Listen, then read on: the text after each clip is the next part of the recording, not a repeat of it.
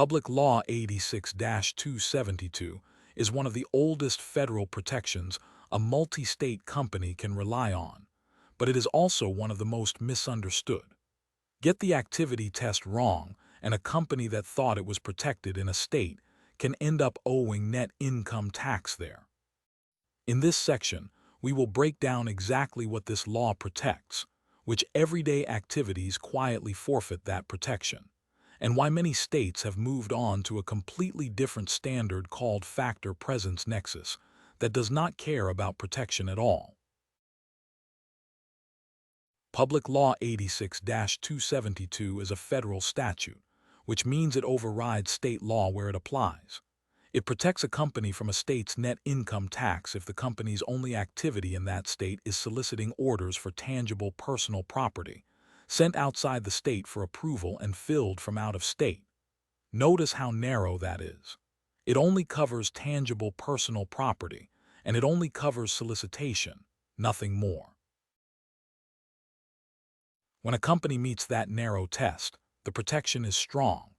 A company whose employees or representatives only solicit orders, with no approval, no delivery, no installation, and no customer service happening in the state, is protected from that state's net income tax.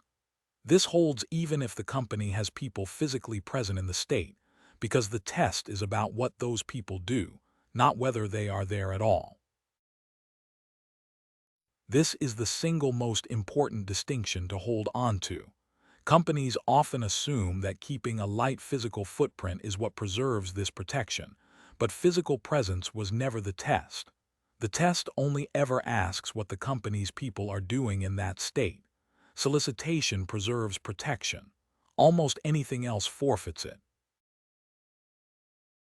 A short list of everyday business activities will eliminate this protection entirely.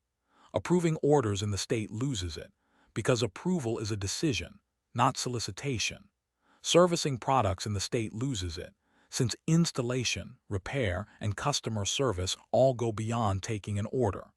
Selling services instead of tangible personal property loses it too, because this statute only ever applied to tangible goods.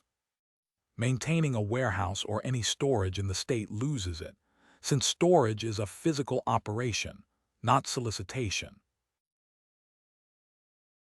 The most modern risk area is the company website. The Multi-State Tax Commission has issued guidance saying an interactive website that performs activities beyond simply taking orders, rather than acting as a passive order form, can cause a company to lose this protection. States are increasingly leaning on that guidance as e-commerce features like live chat support, product configuration tools, and post-sale account management become standard on company websites. Everything so far assumed a state was even trying to apply Public Law 86-272 in the first place. But many states have built an entirely separate path to income tax nexus that skips this analysis altogether. It is called factor presence nexus, and it is worth understanding on its own terms. Many states have adopted factor presence nexus for income tax. Under this standard, a company has nexus in a state if its in-state activity crosses any one of three thresholds, regardless of whether the company has any physical presence there at all. This concept mirrors economic nexus, the standard originally developed for sales tax, applied here to income tax instead. Factor presence nexus is built on three separate thresholds, and crossing any one of them is enough. Most states set the sales factor threshold at $500,000 in sales to customers in the state, though some states use a lower figure between $50,000 and $250,000. The property factor threshold is $50,000 of property in the state.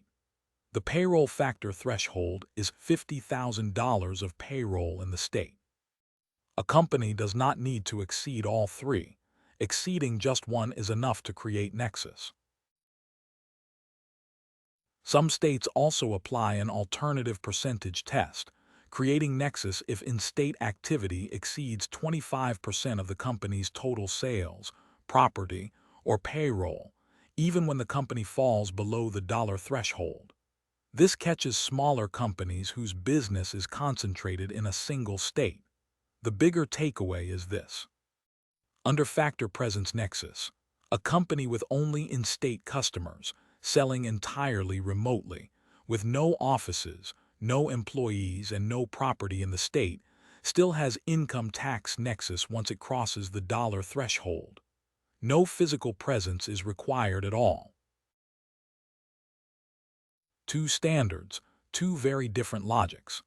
Public Law 86-272 protects a company only while its in-state activity stays limited to solicitation of tangible personal property orders, and it loses that protection the moment approval, service, storage, or aggressive website activity enters the picture.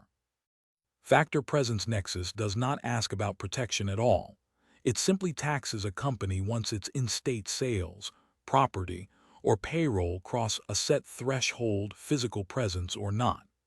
Knowing which standard a state applies and where a company's activity actually falls is the difference between confident compliance and an unexpected tax bill.